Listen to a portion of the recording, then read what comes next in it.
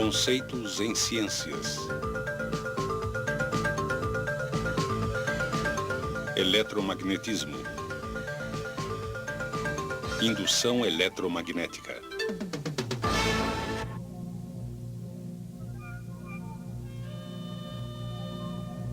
Eletricidade é algo que achamos natural. Todos sabemos o que fazer com ela. Ligar isto, aquilo. Somos muito bons nisto. É necessária uma falta de energia para percebermos como ficamos desamparados sem ela.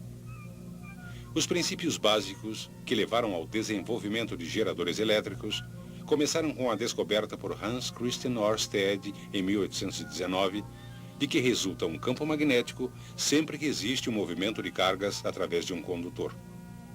10 anos mais tarde, em 1830, a possibilidade de um campo magnético poder gerar uma corrente em um condutor se tornou realidade. Trabalhando independentemente, o físico americano Joseph Henry e o cientista inglês Michael Faraday fizeram experiências similares e chegaram às mesmas conclusões. Como Faraday publicou seus resultados primeiro, recebeu crédito pela descoberta do efeito que hoje chamamos de indução eletromagnética. A experiência de Faraday envolve um anel de ferro e 2 bobinas de fio isolado. A bobina primária é conectada a uma bateria e a bobina secundária a um galvanômetro. Um galvanômetro indica um fluxo de corrente diminuto através de um condutor, com seu ponteiro indicando também o sentido do fluxo de corrente. Faraday observou que no instante em que a bobina primária era conectada à bateria, o galvanômetro indicava um pequeno impulso de corrente na bobina secundária. Mas, para sua surpresa, o ponteiro logo voltava a zero, indicando que tinha parado todo o fluxo de corrente. Porém, quando a bobina primária era desconectada, uma corrente era de novo gerada brevemente na bobina secundária, só que desta vez ela era no sentido oposto. A mudança da corrente na bobina primária, de alguma maneira, induziu uma corrente na bobina secundária. Faraday reconheceu que, ao conectar a bobina primária à bateria, um campo magnético se forma no interior do anel de ferro. Quando o campo aumenta dentro do anel, ele induz uma corrente que flui através da bobina secundária.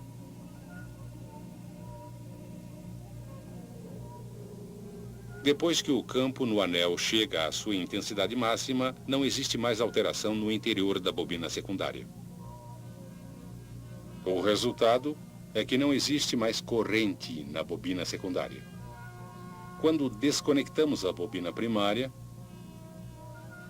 desaparece o campo magnético que ela produzia.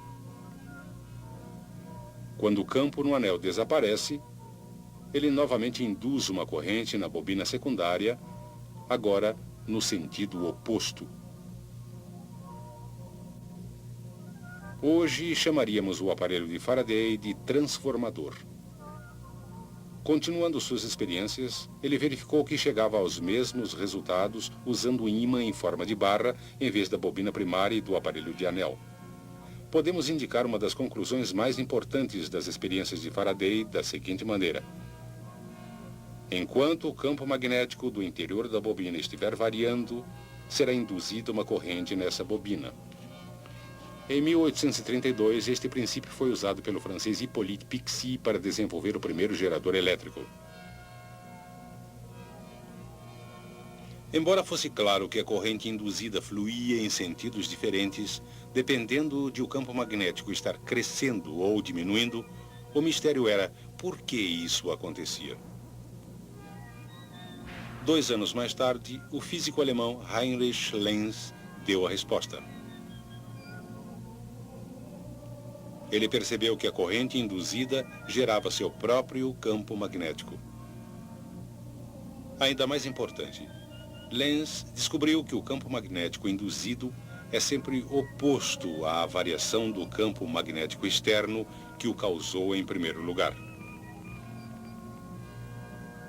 Um polo sul na extremidade próxima da bobina é induzido quando o polo sul do ímã, em forma de barras, se aproxima da bobina, opondo-se ao movimento desse ímã à frente.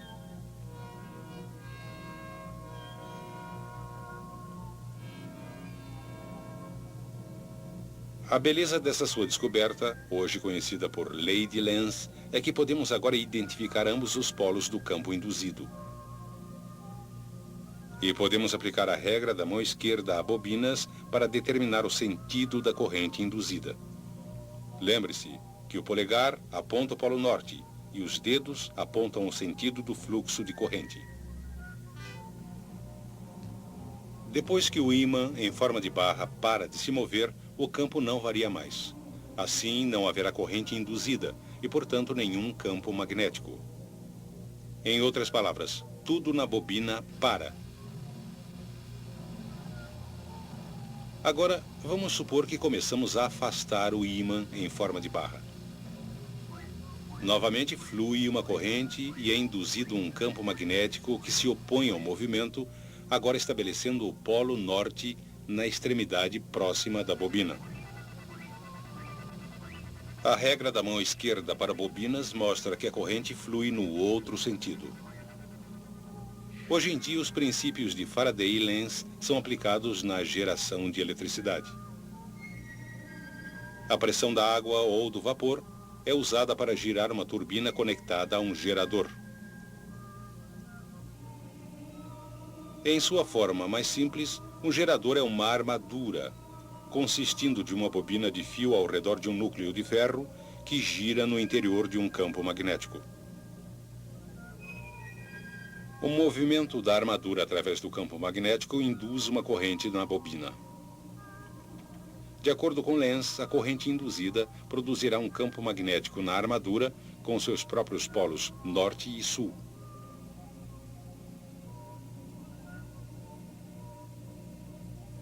Este campo exercerá oposição ao movimento da armadura através do campo magnético externo.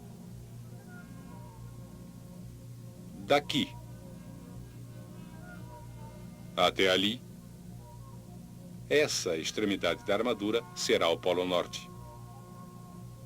Assim, no topo, quando a armadura gira, essa atração se opõe ao movimento, afastando-se do polo sul,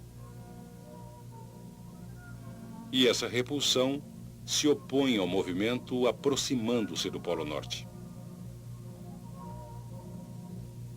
Quando a armadura gira passando pelos polos externos, a corrente induzida e o campo magnético se invertem, opondo-se ao movimento através da segunda metade da rotação.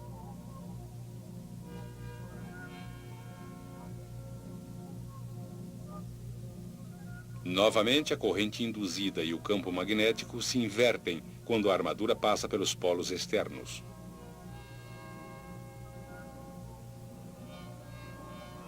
Como o sentido da corrente se inverte a cada meia rotação, o movimento de cargas resultante é chamado de corrente alternada.